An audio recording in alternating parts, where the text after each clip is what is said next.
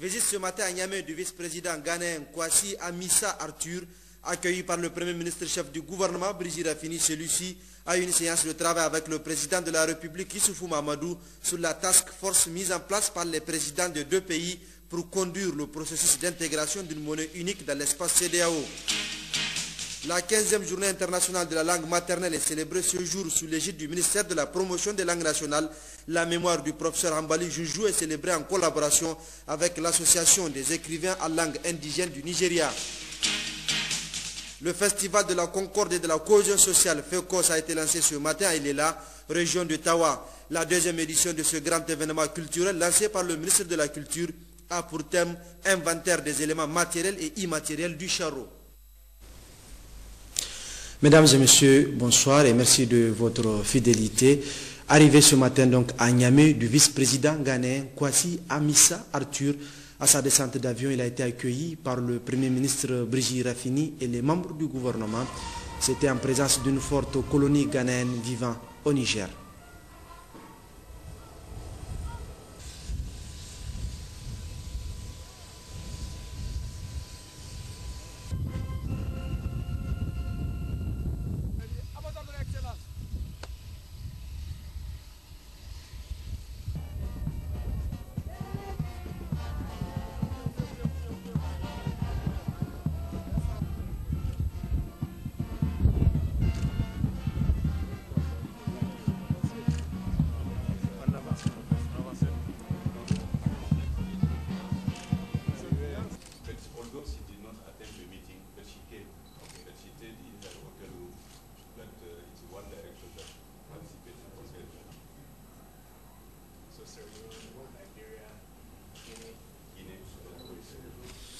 Et puis dans le cadre de cette visite, le président de la République, chef de l'État, Issoufou Mahamadou, a présidé ce matin au palais de la présidence l'ouverture des travaux de la réunion du groupe de travail présidentiel, le Task Force, mise en place conjointement par le président de la République, Issoufou Mahamadou, et son homologue de la République du Ghana, John Dramani Mahama, pour conduire le processus d'intégration d'une monnaie unique dans l'espace CEDEAO. James Didier et Tahiru Hassan.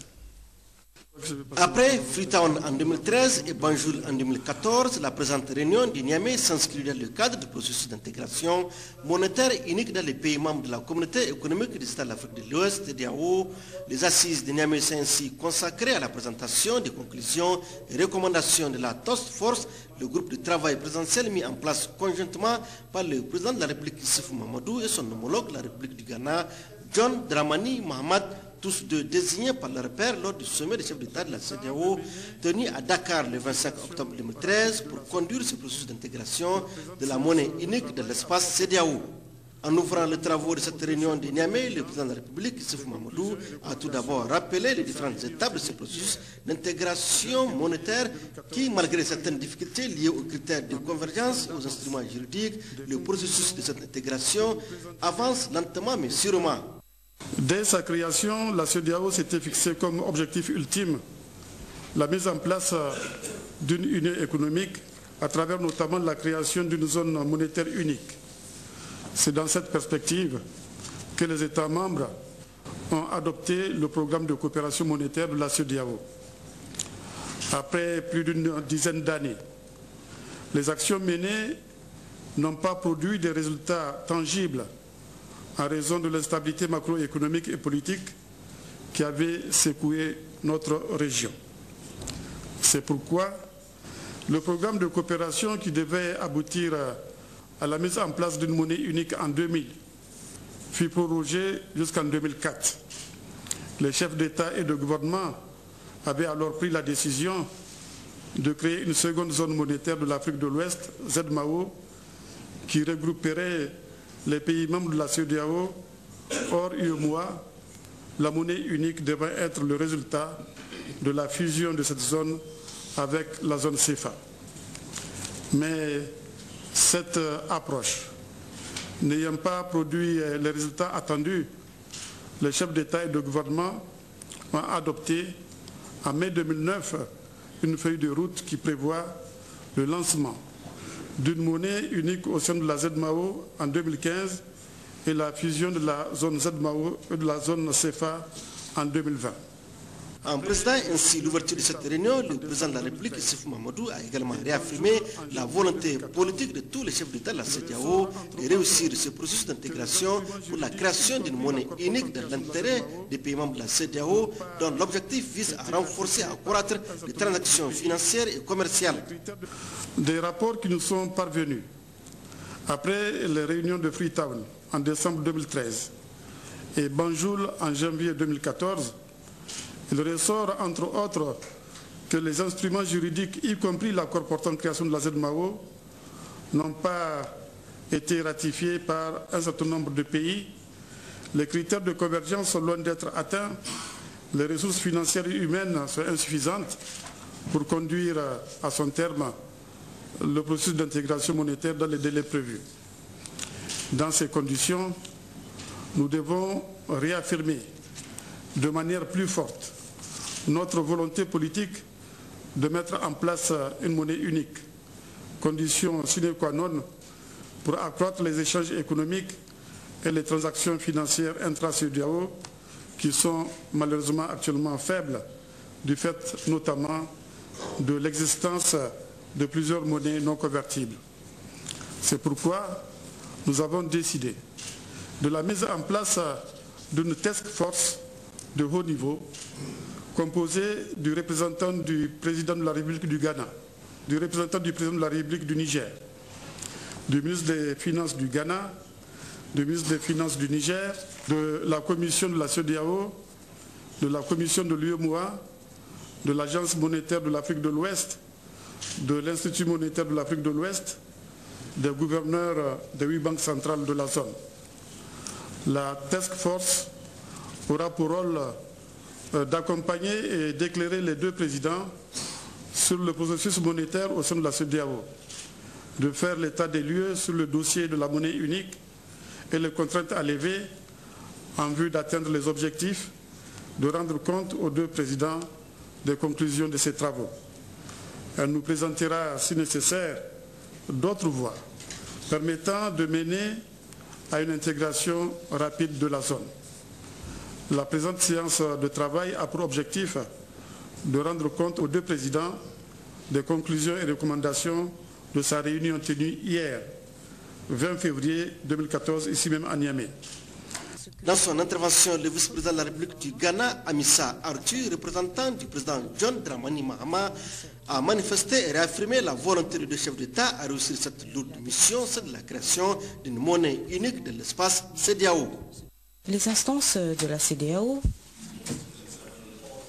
voudraient examiner toutes les pistes qui nous permettront d'atteindre cette union monétaire. Et le processus qui a été mis en place vise à faire en sorte que votre Excellence, Monsieur le Président du Niger, puisse, avec votre homologue du Ghana, puisse guider ce processus. Nous pensons que le choix du Ghana est très intéressant. En effet, nous sommes un des pays qui ne respecte pas tous les critères de convergence primaire et nous considérons que cela est un défi qui est posé au Ghana de façon à ce que le Ghana redouble d'efforts pour atteindre tous les critères de performance qui ont été fixés. Au terme de ces échanges fructueux, le groupe de travail présidentiel, la Task Force, a présenté les conclusions et recommandations de leurs travaux, lus ici par le président de la commission de la CEDEAO, Kadre Désiré Ouedraogo. La réunion d'aujourd'hui s'inscrit en droite ligne de la décision salutaire prise par le sommet extraordinaire des chefs d'État et de gouvernement de la CEDEAO, tenu le 25 octobre 2013 à Dakar, de vous confier conjointement la supervision du processus devant conduire à la création de la monnaie unique de la CEDEAO. Vous vous souviendrez, Messieurs les Présidents, qu'après cette décision, je me suis rendu successivement le 27 et le 29 novembre 2013 à Accra et à Niamey pour vous faire le point de l'état des lieux, de la feuille de route de la monnaie unique avec les étapes de 2015 pour la création de la ZMAO et 2020 pour la fusion des deux zones monétaires. J'ai pu mesurer à cette occasion tout le degré d'engagement des deux présidents à nous accompagner pour la réalisation des objectifs fixés. Nous avions à l'époque attiré votre haute attention sur les importants progrès réalisés, mais aussi sur les retards enregistrés en ce qui concerne la convergence macroéconomique. Vous avez pris note de l'analyse de la situation qui prévaut au cours de ces visites effectuées et vous avez décidé de la mise en place d'une task force conjointe comprenant vos représentants et d'autres acteurs concernés, notamment les gouverneurs des banques centrales de la région, sur l'harmonisation des politiques monétaires. Depuis, une réunion extraordinaire du Conseil de convergence a eu lieu à Banjul le 17 janvier 2014.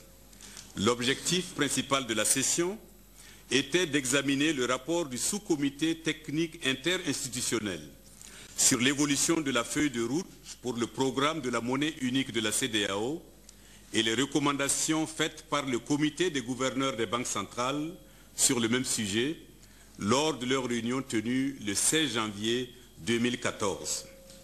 Cette réunion a permis d'approfondir les réflexions sur les principaux agrégats économiques de la région et l'évolution du chantier de la feuille de route. Elle avait également pour objet de se prononcer sur la possibilité ou non du respect de l'échéance 2015 en ce qui concerne la ZMAO. Les travaux de la task force tenus hier à Niamey ont prolongé et complété ces analyses. Je voudrais saluer la présence des ministres, des gouverneurs des banques centrales qui ont rehaussé l'éclat de ces assises. Les résultats de la rencontre de la task force qui vous seront présentés vous permettront d'être édifiés sur le bilan et les perspectives de la feuille de route de la monnaie unique de la CEDEAO. Vous aurez à apprécier également la pertinence des recommandations formulées sur les activités à mettre en œuvre pour accélérer ce processus. Il faut rappeler qu'avant l'ouverture de ces assises du groupe de travail présidentiel, le président de la République a eu un entretien en tête-à-tête avec le vice-président de la République du Ghana, Amissa Arthur. La coopération bilatérale, la création d'une monnaie unique, la sécurité et le développement de l'espace CEDEAO étaient au centre de cet entretien. Et à l'issue de la séance de travail élargie à la commission de la CEDEAO, à la BCEAO également et au groupe de travail, le président de la République et son hôte ont animé une conférence de presse. Elle est relative à l'évolution de la mission à eux confiée par les chefs d'État de la communauté économique des États de l'Afrique de l'Ouest CEDEAO. Moussa Haya Hamaniseni. Le point de presse conjoint du président de la République Issoufou Mahamadou et du vice-président ghanéen Kwesi Amissa Arthur leur a permis de dévoiler l'évolution du dossier sur la monnaie unique de la CEDEAO que leurs pairs leur ont confié, mais aussi les résultats de la réunion des experts tenue hier à Niamey et les perspectives d'avenir. Le président Issoufou a d'abord tenu à rappeler le contexte dans lequel ce dossier leur a été confié. Au mois d'octobre 2013, au sommet de la CEDEAO qui s'est tenu à Dakar, les chefs d'État et de gouvernement de la CEDEAO nous ont confié, le président du Ghana et moi-même, le président du Ghana qui est représenté ici par son vice-président. Donc les présidents nous ont confié le dossier de l'intégration monétaire. Et depuis octobre, en rapport avec le président de la Commission, nous avons décidé de mettre en place ce qu'on a appelé une task force, une équipe qui doit se pencher sur cette question extrêmement importante pour l'avenir de l'intégration au sein de la CEDEAO. Rappelez-vous qu'en 1987, la CEDEAO a adopté le programme de coopération monétaire. 12 ans plus tard, le bilan a été fait et on a noté beaucoup d'insuffisances liées notamment à l'instabilité politique et macroéconomique que les pays de la zone ont connue. En 1999, les chefs d'État ont décidé de ce qu'on a appelé une double approche qui prévoit la mise en place d'une zone monétaire qui va intégrer les 7 pays de la CEDEAO hors UEMOA. Et une fois cette zone mise en place, cette zone devrait fusionner avec la zone CFA. L'objectif était que la monnaie unique soit mise en place en 2004. La deuxième zone, la ZMAO, devant être mise en place en 2003. Puis cela a été reporté à 2005, puis reporté à 2009, et puis reporté à 2015.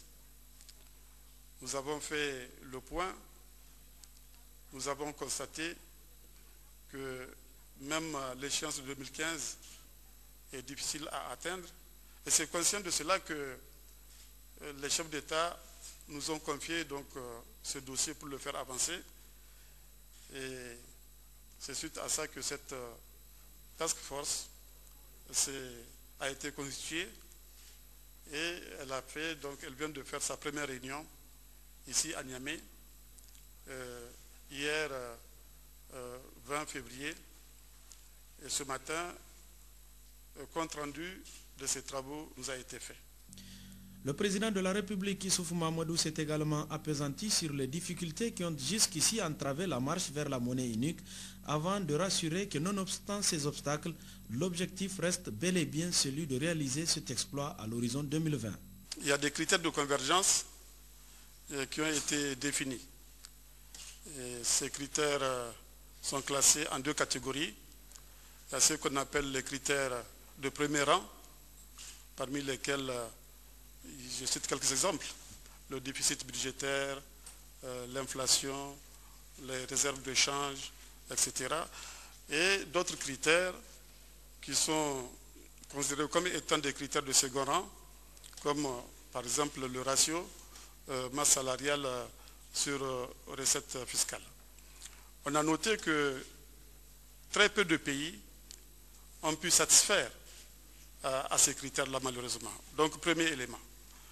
Le deuxième élément, c'est qu'on a noté également que les instruments juridiques qui mettent en place la zone monétaire de l'Afrique de l'Ouest, la ZMAO, donc zone qui concerne les 7 pays de la CEDEAO hors UEMOA, ces instruments juridiques ont été ratifiés par très peu de pays. Donc, deuxième problème. Ensuite, on a noté également qu'il y avait beaucoup d'autres insuffisances pour pouvoir mettre en œuvre la feuille de route qui a été définie, adoptée par les chefs d'État en 2009. C'est l'insuffisance des ressources financières, c'est l'insuffisance des ressources humaines. Donc, la task force qu'on a mise en place a fait le point de toutes ces difficultés et a proposé des solutions pour y remédier. Et je pense qu'avec les conclusions auxquelles nous sommes parvenus ce matin, nous allons très rapidement avancer vers l'intégration monétaire, étant entendu que l'horizon 2020, qui a été déjà fixé par les chefs d'État, a été réaffirmé, a été donc adopté. Je confirme que notre objectif, qui a été encore réaffirmé ce matin, et cela figure dès les conclusions des travaux de la Task Force, notre objectif, c'est d'aller vers la monnaie unique en 2020. Cet objectif reste maintenu, a réaffirmé le vice-président ghanéen au nom de son chef d'État, John Dramani Mahama, qui le représente. Kwesi Amissa Arthur a aussi assuré de l'engagement indubitable des pays anglophones que d'aucuns trouvent réticents, tout en reconnaissant la meilleure expérience des francophones en la matière. Enfin, le président Issoufou et le vice-président ghanéen Kwesi Amissa Arthur de fonder l'espoir d'un aboutissement du dossier à l'échéance 2020, étant donné la qualité du travail abattu par le groupe de travail réuni à Niamey, tout en renvoyant la promulgation de la nouvelle démarche au prochain sommet des chefs d'État de la CEDEAO. Et le vice-président ghanéen Kwasi Amissa Arthur, qui, après avoir effectué une mission de travail dans notre pays, a quitté Niamey cet après-midi même. Il a été accompagné par les membres du gouvernement et au pied de l'avion par le Premier ministre Brigitte Raffini.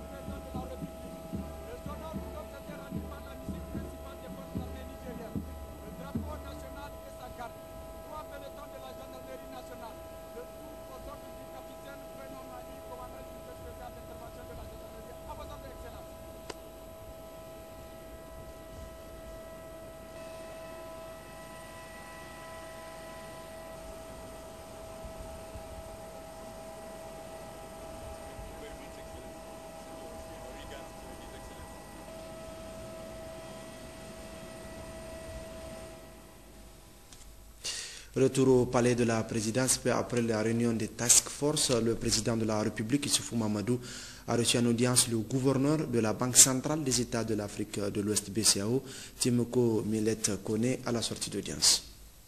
D'abord, je suis venu saluer le président, parce que nous sommes venus dans le cadre de réunion concernant la task force, mais le président de la République et le gouverneur de la Banque centrale que je suis ne peut pas venir au Niger sans venir saluer le président. Donc la première chose, c'était de venir saluer le président. Et bien sûr, nous avons évoqué quelques points qui concernent les activités de la Banque centrale au niveau de l'UEMOA, et notamment le financement des économies, sur lesquels nous travaillons actuellement. Tous les pays de l'UEMOA viennent sur le marché de la dette publique pour lever des ressources, les ressources qui servent à financer les infrastructures dans les pays de l'UEMOA. Dans ce cadre-là, il était normal d'informer le président de toutes les mesures qui ont été prises en ce qui concerne les structurations et les financements dont le Niger a besoin pour le financement justement de ces infrastructures. Voilà les questions que nous avons abordées et c'est pour dire tout simplement que c'est en très bonne voie. La première dame, Dr Malika Issoufou, présidente de la fondation Tatani Yali, était ce matin à Gadez et dans la capitale de l'Aïr. La première dame qui accompagne plusieurs membres du gouvernement et l'épouse du Premier ministre a reçu un accueil de grand jour avant d'assister à un grand meeting populaire, meeting au cours duquel la première dame a procédé à la remise de dons composés de vivres, produits médicaux et des équipements agricoles. Hachim Mohamed, Issa Keïssa et Mariko Ibrahim. De mémoire des habitants de la ville d'Agadez, jamais l'épouse d'un président de la République du Niger n'a été accueillie avec autant de monde. De l'aéroport international Mano Dayak à la devanture de la villa Aïssa où s'est déroulée la cérémonie, en passant par le gouvernement, l'itinéraire suivi par le cortège officiel a été envahi par une foule en liesse. Les commerces et même les établissements scolaires étaient fermés ce matin à Agadez pour réserver à la première dame, Dr Lalla Malika Issoufou Mahamadou, présidente de la fondation Tatali Yali, un accueil exceptionnel. Les images.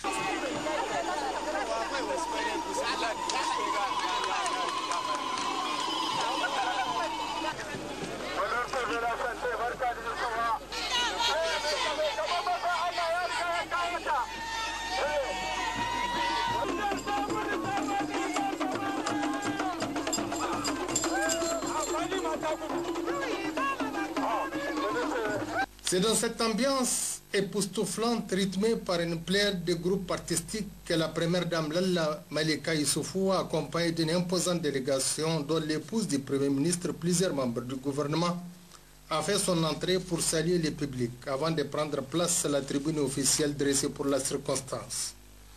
On remarquait à ses côtés la présence de plusieurs personnalités, dont entre autres les épouses des ministres, de l'ambassadeur de Turquie, la directrice de cabinet adjointe du président de la République, les ministres de la Santé publique, ses collègues de la justice, de l'enseignement secondaire, de la population, de la protection de l'enfant et de l'industrie, l'honorable sultan de l'Aïr, Omar Ibrahim Oumarou, la directrice générale de Assoussou SA, partenaire de la fondation Tetteli Ali, du gouverneur de la région d'Agadez et du président du conseil régional d'Agadez. Près d'une douzaine d'allocutions ont marqué cette cérémonie, la première du genre organisée par la fondation de la première dame, Dr Lalla Malika Issoufou Mahamadou, ici à Agadez. Dans son discours de bienvenue, le maire de la commune urbaine d'Agadez a, au nom des habitants de sa cité légendaire, remercié la première dame d'avoir pris l'ingénieuse initiative de faire le déplacement d'Agadez pour d'abord échanger avec les différents acteurs pour mieux connaître leur contexte, afin d'apporter des solutions pertinentes et durables aux problèmes qu'ils vivent. En témoin dira Rissa Feltou, l'assistance humanitaire et hautement sociale que la première dame, Dr Lalla Malika Issoufou, est venue apporter aux populations vulnérables de plusieurs communes de la région.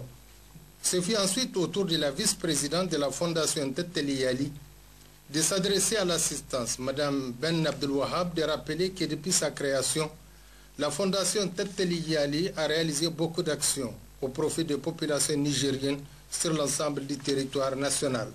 Il s'agit notamment des distributions alimentaires gratuites, des constructions et équipements de classes et centres de santé dans certaines localités, des actions ciblées de chirurgie foraine, la participation à plusieurs rencontres internationales pour plaider en faveur du Niger. La vice-présidente de la fondation de préciser que la cérémonie objet de cette visite de la première dame, Dr Malika Issoufou à Agadez, constitue la parfaite illustration de cette volonté avec le lancement de distribution gratuite de 225 tonnes de vivres et 150 motopompes, 30 tonnes d'engrais, la remise des produits médicaux au profit des cases de santé de 40 CSI non fonctionnels et des matériels au profit du CHR d'Agadez. Les mêmes propos ont été réitérés peu après par le secrétaire exécutif de la fondation Tetteli Yali, Ekade Abali, qui a ajouté qu'en dehors des aides annoncées, toujours par le biais de la fondation Assoussou SA, a décidé d'injecter 15 millions pour réparer 3 ambulances actuellement sur cale au niveau des 3 CSI de la région, et un prix à une femme ayant obtenu son certificat d'entrée en 6e à 53 ans.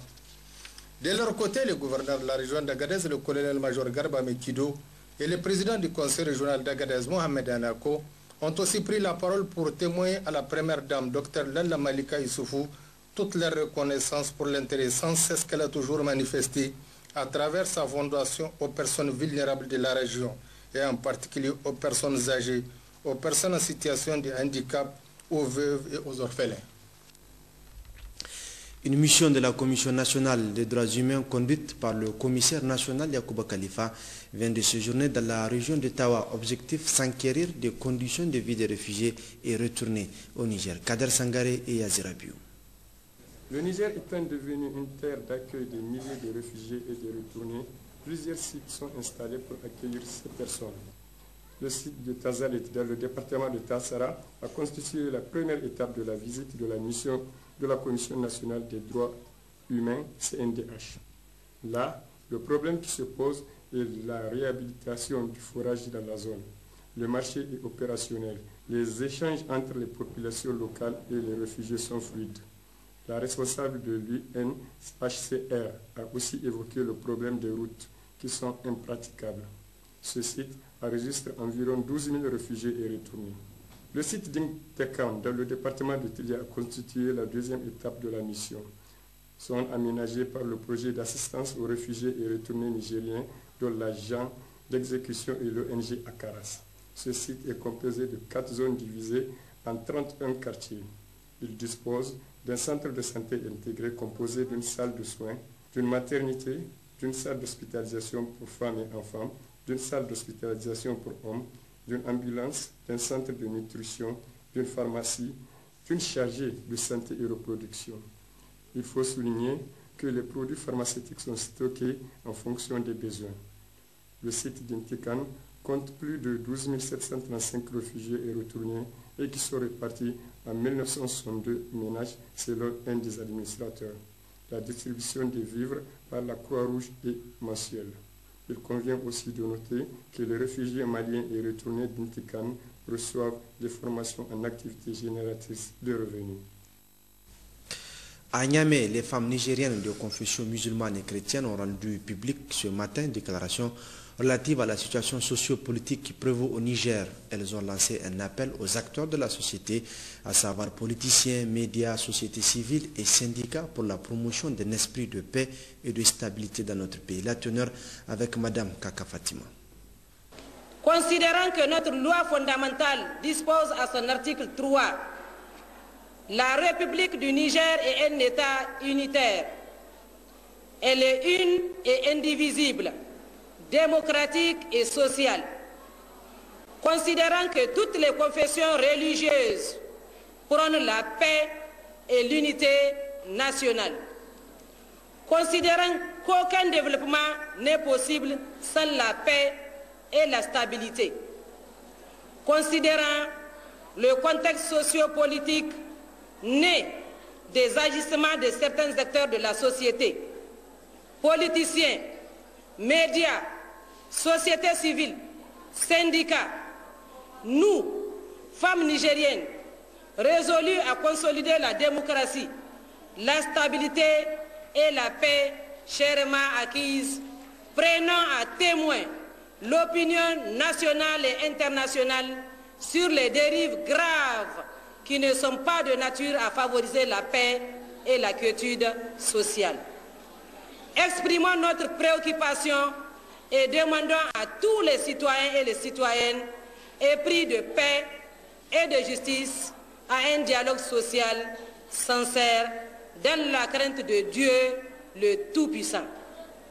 À la classe politique, nous, femmes nigériennes, conscientes de la gravité de la situation, déplorons leur comportement désolant et les appelons à un sursaut patriotique et démocratique dans l'intérêt supérieur de la nation.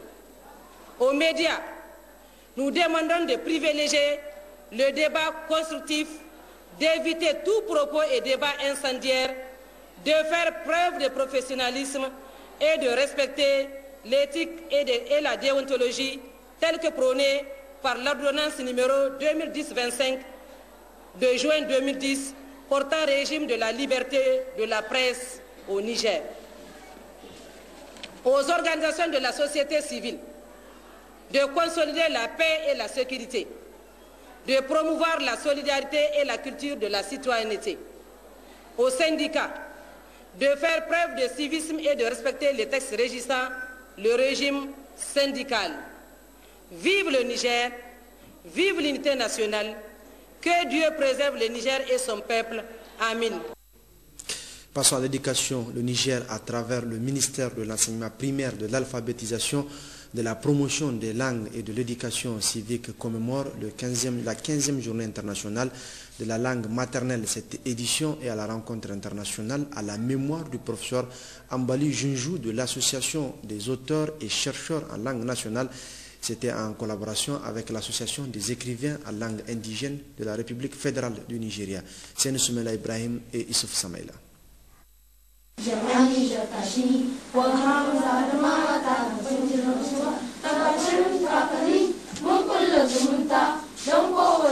Hymne national en langue, exécuté par les élèves de l'école expérimentale de Lazari.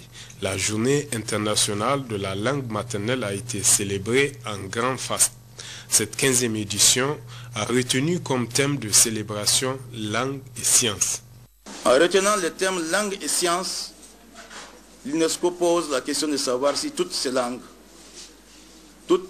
y compris nos langues africaines, peuvent efficacement transmettre les connaissances scientifiques.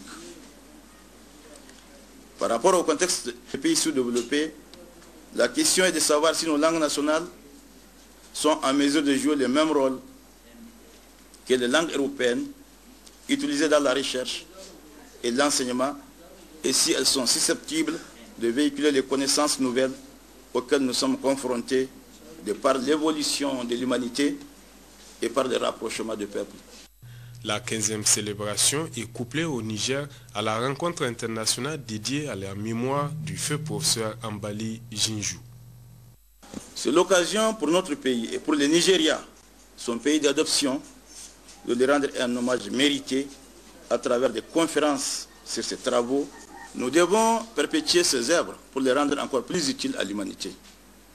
C'est pour cette raison que nous consacrons en marge de cette célébration un moment pour informer ou rappeler à nos compatriotes les services immenses que le professeur a rendus à l'école nigérienne en général et au développement des langues nationales en particulier. Que ses œuvres soient perpétuées et que sa mémoire soit gravée dans les annales de recherche scientifique en langue nationale. Toujours à la mémoire de ce illustre fils du Niger, plusieurs trophées ont été remis à des personnalités et acteurs qui se sont investis ou qui s'investissent encore dans la promotion des langues aussi bien au Niger qu'au Nigeria. Éducation toujours, le comité gouvernemental chargé de négocier avec le cadre permanent de réflexion et d'action des syndicats de l'enseignement du Niger CEPRAS a animé ce matin un point de presse suite au refus de ce cadre à répondre à l'invitation du gouvernement pour les négociations. La teneur de cette déclaration avec Mahamadou Seydou, directeur de cabinet du ministère de l'enseignement primaire, de l'alphabétisation, de la promotion des langues nationales et de l'éducation civique. Si nous avons tenu à vous rencontrer aujourd'hui, c'est parce que nous sommes dans une situation inédite. Inédite parce que le 18 de ce mois, les ministères en charge de l'éducation ont reçu le préavis de grève du CEPRAS. Comme d'habitude, ce préavis a été examiné. Ça a été examiné le lendemain, le 18, et nous avons convié le CEPRAS à venir rencontrer nos ministres parce qu'il y a des grandes avancées par rapport aux points de revendication qu'ils ont soumis.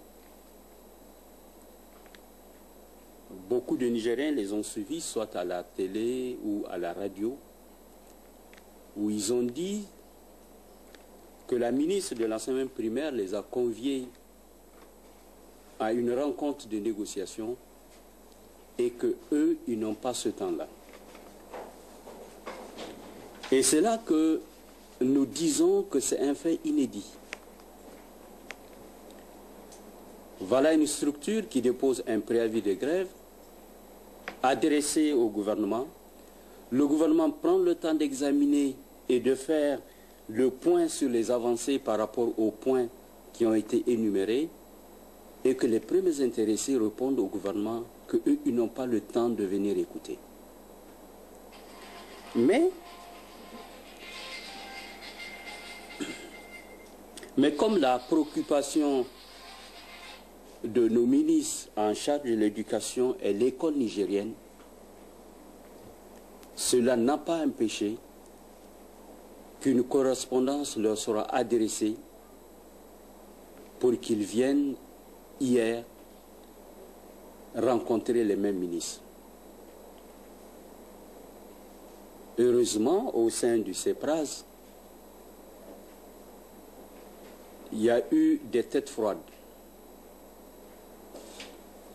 des personnes que nous considérons comme étant averties de ce que c'est qu'un syndicat, des personnes qui ont du respect pour le partenariat entre les syndicats et le gouvernement, des quelques 32 secrétaires généraux que compte le CEPRAS, nous avons rencontré 5 personnes hier. Après une première séance de travail, ils ont demandé une suspension parce qu'ils ont rencontré les ministres, ils voulaient rendre compte à leurs camarades. La suspension a été accordée pour qu'ils reviennent à midi. Ils n'ont pu revenir qu'à 15 heures. Et hier, nous, en tant que comité de négociation, nous avons travaillé avec eux de 15 heures jusqu'à 21 heures. Ce qui a permis, en plus des avancées annoncées par le gouvernement, de revenir et de discuter avec eux point par point. Quand nous disons point par point, ce n'est pas des promesses en l'air, ce sont des engagements pris par le gouvernement et qu'il est en train de respecter.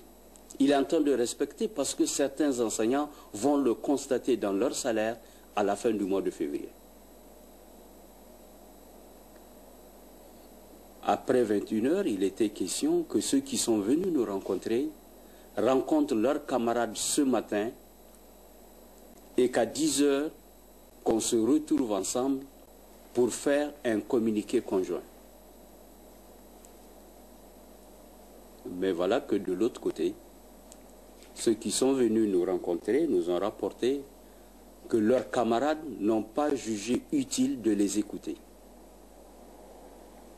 Alors, c'est le deuxième élément qui nous permet de dire qu'on est dans un fait inédit. Voilà des enseignants qui vont en grève, ils déposent un préavis, ils ne veulent pas venir écouter le gouvernement, leurs camarades viennent écouter le gouvernement, ils refusent d'écouter leurs camarades pour même savoir quelles sont les avancées par rapport à leur point de revendication. Ça fait deux. Troisième élément, c'est que des propos qui tiennent à la télévision, nous constatons en réalité ce qu'ils disent à la presse n'a rien à voir avec le contenu de leur préavis de grève.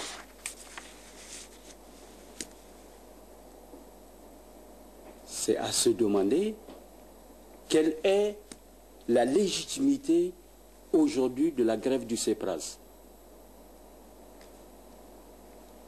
Nous avons aujourd'hui le droit de la qualifier d'une grève sauvage.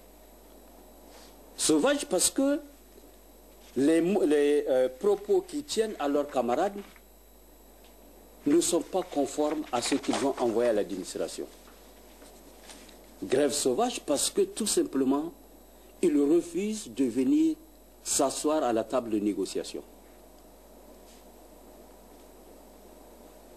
Et c'est là qu'on voudrait prendre les Nigériens témoins pour dire que ce que nous avons en face, ce n'est pas des partenaires qui ont un problème et que nous pouvons régler, mais c'est des partenaires qui ont pris tout simplement la décision de tourner le dos à l'école nigérienne. Et ça, nous sommes d'accord que personne ne peut accepter cela. Ce que nous demandons au CEPRAS, c'est de changer de comportement et d'arrêter de se mettre dans une position qui n'est pas en faveur d'une organisation sérieuse. La suite de grands reportages dans le cadre de réalisation physique du programme de renaissance du président de la République mis en œuvre depuis maintenant 3 ans sur toute l'étendue du territoire national. Ce programme a permis de doter nos régions d'importantes réalisations économiques. Aujourd'hui, nous vous proposons le dossier consacré à la région de Tawa. Tawa, la région de l'Ader, au titre du programme de renaissance du président de la République, a bénéficié de plusieurs réalisations physiques dans le domaine de l'hydraulique, malgré les contraintes liées au terrain. Celles-ci ont été un handicap majeur dans l'exécution du programme dans ce domaine bien déterminé. Et Tawa, où vraiment on est dans une zone où la nappe est très profonde, contrairement à d'autres régions. Je vous donne un exemple. Par exemple, un forage qui va coûter 300 millions ici. Quand vous prenez une autre région, vous avez 30 forages équipés de PMH. Donc vraiment, c'est des choses qu'on ne peut pas comparer. Donc je pense que vraiment, nous, ce qu'on est en train d'insister, c'est surtout sur les mini-AP multivillages pour pouvoir vraiment relever le taux de couverture. Il se situe actuellement à 58,14%. et c'est l'un des taux les plus faibles quand on regarde du niveau national de toutes les régions, quoi. Les investissements réalisés autour de 3 milliards, tel que les besoins qui est là, vraiment nous pensons que l'État va encore investir plus davantage pour vraiment solutionner définitivement les problèmes d'eau de la région du Tawa. Des réalisations malgré tout, et elles sont fortement appréciées par les bénéficiaires qui reconnaissent que quelque chose a changé aujourd'hui dans leur vie quotidienne.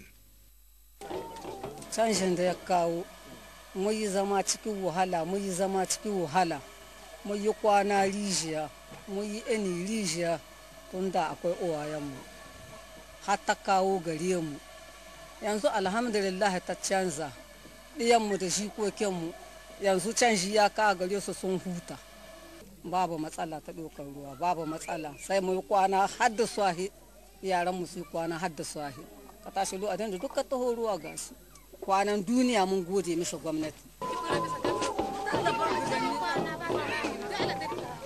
wanda mun ka taso akwai gwamnati a maharu musamman gwamnati wanda ya muna ya cika mana alƙali kamar irin Alhaji Muhammadu Isuhu ba mu samu ba mun yi godiya kwarai gare shi kullum yin tara muka godiya dama matan garin yana mai zuwa ta in ka gari suna sun hito da gargin man ɗaukar ruwa nan duk saka kan ga duk babu gashi ko dai amma su duk gashi ya koma wanda shike sai alhamdulillah mun gode ma Alhaji Muhammadu Isuhu jakkan mu su yi mutuwa kwarai jakkai a sun ɗauke ko na an ka shekara a ɗauke da dama ta ka Allah mun jakkai ruwa sai su mace gwamnati ce duk da an kai akwai gwamnati masu ciya bari za mu muku hanhuna za mu muku kaza amma ba sami da cika alƙawari kamar Alhaji Muhammadu Isuhu ba mu samu ba mu yanzu kai mu yan gason muna ya kamata duk da ku duk hankura duk a bar shi ta ake shi ci gaba da aiki a bar ɗaya shi sam mu haka muka bukata ya shi ta iko don mun gaci ku alƙawari kwarai ka gani matan mu gasu sai aka mu bidiyo ga hannu ta kai cikin ɗaki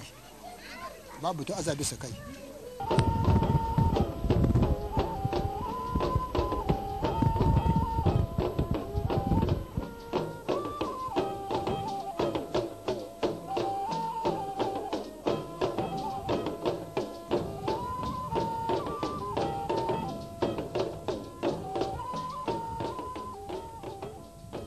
tsakanin mata da maza da yara da bisa duka dabba da kowa ya ji daɗin aikin da Isuhu ya yi mana.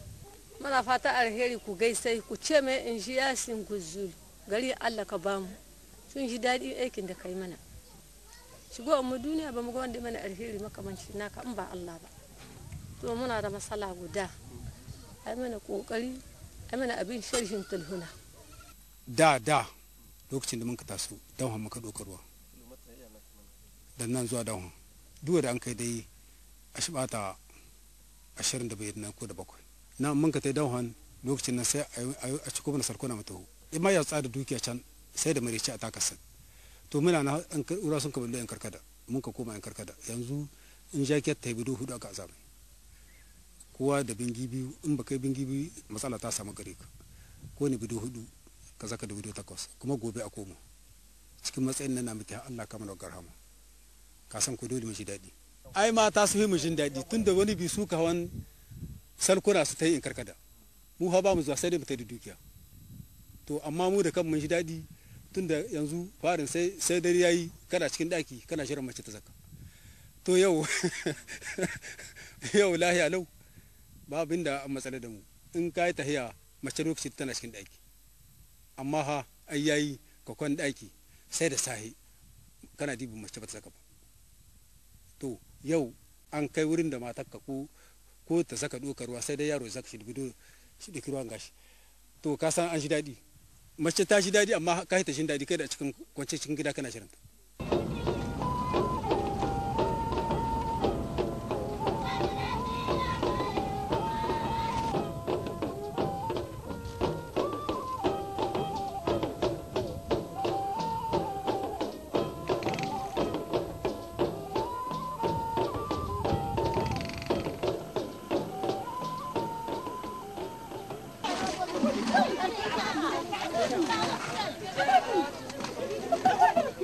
da babu sato ya kama na alheri ruwan ga da muka sha ai wanka a sha kuma ruwa masu kyau wahala ta rage mun gode da abin da an kai mana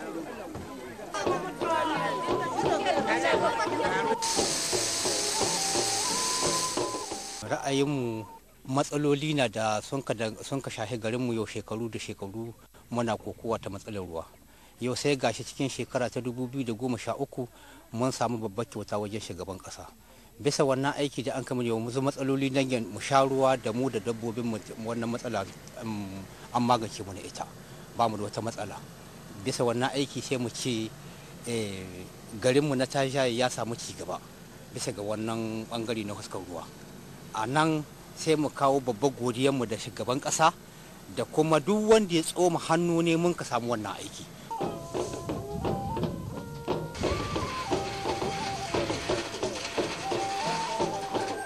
Ba yanzu waɗanda da aka samu saboda sun yi waɗancan da aka samu farko gina gargajiya daɗi kuma ba su da ƙura. Suna da tsafta sun yi waɗancan ko tsafta sun fi. Kuma mun ga abin ya ci gaba. Da kan akwai matsala da komi dare mutane na bisa rijiya suna ɗaukar ruwa. To amma yanzu da baki an ka ɗauka baki bayan mangari ba shi kenan kowa ya koma gidan shi. Ces changements dans la vie des populations de l'ADER vont se poursuivre au rythme des réalisations futures dans le cadre du programme de renaissance du président de la République. Tout en effet porte à croire à cela en qualité et en quantité. Sur le plan militaire du Agadez de l'exercice Flintlock 2014 qui s'exerce dans notre pays, la cérémonie a été présidée par le colonel Nomadari, commandant de la zone de défense numéro 2, H. Mohamed Nassour Nakakale. Cet exercice qui a lieu annuellement sous l'impulsion des États-Unis d'Amérique réunira une vingtaine de pays amis africains et occidentaux. Le site d'Agadez verra évoluer les officiers, sous-officiers, hommes de rang du Canada, l'Espagne, les États-Unis d'Amérique, la Mauritanie, la Norvège et les forces armées nigériennes. Aussi, pour marquer solennellement le coup d'envoi de l'exercice Flintlock 2014, les principaux responsables qui ont en charge la conduite de ces opérations militaires se sont relayés à la tribune pour prononcer une série d'allocutions en présence de nombreux invités dont ont remarqué le secrétaire général de la région Adamo Alidou et l'honorable sultan de l'Aïr Oumarou Ibrahim Oumarou. Dans son discours de bienvenue à l'endroit des frères d'armes des pays amis qui ont bien voulu honorer de leur présence en répondant à ces rendez-vous du Niger, le chef d'état-major des opérations, le commandant des bataillons Moussa Kimba, a indiqué que l'exercice Flintlock 2014 que notre pays, le Niger, a l'honneur d'accueillir est une occasion pour permettre aux armées africaines non seulement de développer leurs capacités en matière de lutte antiterroriste, mais également de cultiver cette cohésion qui leur permettra de conduire à l'avenir des opérations conjointes avec l'assistance des partenaires occidentaux. Les mêmes propos ont été réitérés peu après par le capitaine Alain, coordonnateur des forces armées américaines, qui n'a pas manqué à cette occasion de féliciter le commandant des zones de défense numéro 2, le colonel Nomadari et ses collaborateurs pour avoir bien créé en si peu de temps les conditions du bon déroulement de l'exercice Flintlock 2014 à Agadez. En ouvrant officiellement les activités de cette édition, le commandant des zones de défense numéro 2, le colonel Nomadari, est revenu sur le but essentiel de Flintlock, en indiquant que l'exercice consiste à améliorer l'échange d'informations et l'expérience dans les régions sahélo-sahariennes, tout en favorisant une collaboration accrue, en mettant l'accent sur l'interopérabilité militaire et la capacité d'intervention pour les forces des pays des zones sahélo-sahariennes, des États-Unis d'Amérique, du Canada et des pays européens. Colonel Nomadari de préciser ensuite que cet exercice verra l'implication des forces terrestres et aériennes des pays participants, afin de lutter contre le terrorisme. Au terme de ces propos, le commandant des zones de défense numéro 2 a, au nom du chef d'état-major des forces armées nigériennes, le général Seni Garba, souhaité un agréable séjour en terre nigérienne au contingent des pays amis invités. Restons dans le même cadre de lancement également à Ottawa de l'exercice Flintlock 2014. Là, c'était en présence du gouverneur de la région et des responsables des forces de défense et de sécurité, Fatimata Gabidine et Léo Lissini. Accueilli à l'entrée de la zone militaire par le commandant de la zone de défense numéro 4, le gouverneur Bormo Salifou, accompagné de plusieurs autorités administratives et coutumières, s'est rendu sur la place de la cérémonie. Après la montée des différentes couleurs des pays participatifs et la lecture du programme de la cérémonie par le lieutenant Boubacar Issa, ce fut au chef de détachement des forces américaines, le capitaine Philippe, de prendre la parole. Le capitaine Philippe dira que 13 pays venus de 3 continents participent à cet exercice. À ce jour-ci, nous avons les forces de 8 pays présents sur le site pour accomplir l'excellent entraînement. Toutes les forces américaines participant à l'exercice bénéficieront grandement de l'entraînement à venir et ils seront mieux préparés pour faire face aux diverses difficultés auxquelles ils seront confrontés dans l'avenir. Le colonel Doro Omar, commandant de la zone de défense numéro 4, dira que le Flintlock s'effectue annuellement depuis 2006. C'est un exercice régional exécuté dans le cadre de la lutte contre le terrorisme entre les forces africaines et les pays occidentaux implique la participation de 19 pays. Cet exercice militaire apporte l'opportunité de conduire et de renforcer l'interopérabilité, le partage d'informations et la coopération régionale à travers le spectre des opérations. La formation tactique dispensée exige beaucoup d'efforts, a ajouté le colonel. Au-delà des exercices, Flintlock organise aussi des activités. Flintlock organise également des activités civilo-militaires. Ces engagements fournissent une formation remarquable aux soldats sur le terrain tout en offrant aux populations marginalisées des soins médicaux. En plus de ces activités positives citées, nous avons à titre d'exemple la fraternité au sein des armées. Lancement également à Adifa de l'exercice Flintlock 2014 qui vise donc le renforcement des capacités opérationnelles des forces armées africaines dans la lutte contre le terrorisme. Adraman Boukari et Adraman Maazou. L'exercice Flintlock 2014 que la cité légendaire du manga a l'insigne honneur d'abriter pour cette 9e édition a vu la participation des délégations américaines, britanniques, danoises, françaises, italiennes, nigérianes, norvégiennes et tchadiennes. La cérémonie de lancement de cette formation qui durera environ 3 semaines, intervenue ce matin dans l'enceinte de la zone de défense numéro 5, a vu la présence du gouverneur de la région de Difa, M. Yakubu Soumana Gao, entouré pour la circonstance de ses plus proches collaborateurs et des responsables des différentes unités des forces de défense et de sécurité. Ainsi donc, peu après la revue des troupes d'un détachement des forces armées nigériennes et tchadiennes qui rendaient les honneurs et le salut aux couleurs marquant le début de la présente cérémonie, le commandant de la zone de défense numéro 5, le colonel Moukaila Sofiani, est intervenu pour rappeler d'abord le contexte sécuritaire qui a vu naître le programme Flintlock. En effet, a-t-il précisé, le récent développement des nouvelles menaces que sont le terrorisme islamiste, la criminalité organisée, les trafics de tout genre et leurs corollaires sur le continent africain et particulièrement dans la zone sahélo-saharienne a poussé les États-Unis d'Amérique à développer un programme visant à renforcer les capacités opérationnelles des forces africaines en vue de lutter efficacement contre le terrorisme et ses ramifications. C'est dans ce cadre que naquit Flintlock en 2014, a dit le colonel Moukaila Sofiani, avant de s'appesantir sur les différents aspects liés à ce programme ainsi que les objectifs qui lui sont assignés. L'objectif visé à travers cet exercice Flintlock est le renforcement de l'interopérabilité, le partage de l'information et la coopération régionale à travers la planification et l'exécution des exercices de ce genre. Flintlock, au-delà de son caractère d'exercice militaire, vise aussi le rapprochement entre les populations locales et les forces armées d'une part, et d'autre part la mutualisation des efforts des pays participants afin de vaincre le terrorisme et la criminalité organisée sur le plan régional, voire international. Le programme d'entraînement de l'exercice Flintlock couvre plusieurs aspects, à savoir le développement d'un module d'entraînement pour tous les échelons, la planification et la conduite des opérations civilo-militaires visant à apporter des services de première nécessité aux populations locales, notamment dans le domaine de la santé humaine et animale, ayant pour objectif le rapprochement des populations, des forces de défense et de sécurité, ainsi qu'une interaction bénéfique pour tous. La conduite des ateliers tactiques visant le développement du leadership et le renforcement des capacités au combat. La planification et la conduite des opérations de soutien logistique visant à appuyer l'exercice Flintlock. le développement des programmes de communication publique et de sensibilisation pour favoriser une meilleure compréhension de l'exercice, aussi bien sur le plan national, régional qu'international. S'agissant de l'entraînement tactique, il combine un certain nombre de savoir-faire techniques et tactiques, individuels et collectifs, visant à améliorer les capacités des forces armées des pays participants en matière de lutte contre le terrorisme et la criminalité organisée dans la zone sahélo-saharienne.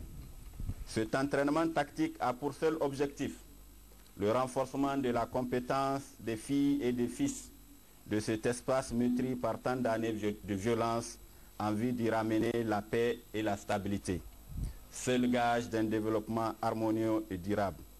Car vous le savez, sans paix, il n'y a point de développement.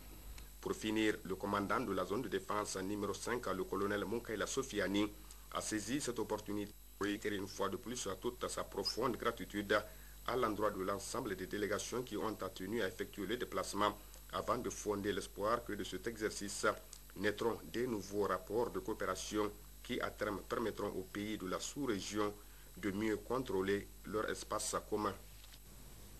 À Maradi, le gouverneur de la région Abdoumaman a procédé à la réception de matériel de transformation et de conservation des produits agro-pastoraux d'une valeur de plus de 60 millions de nos francs. Ce matériel est mis à la disposition des femmes et des jeunes par le projet de mobilisation de ZO pour le renforcement de la sécurité alimentaire dans les régions de Maradi, Tawa et Zender. Ibrahim Hassimisso et Maman Oumar. 66 810 750 francs CFA et le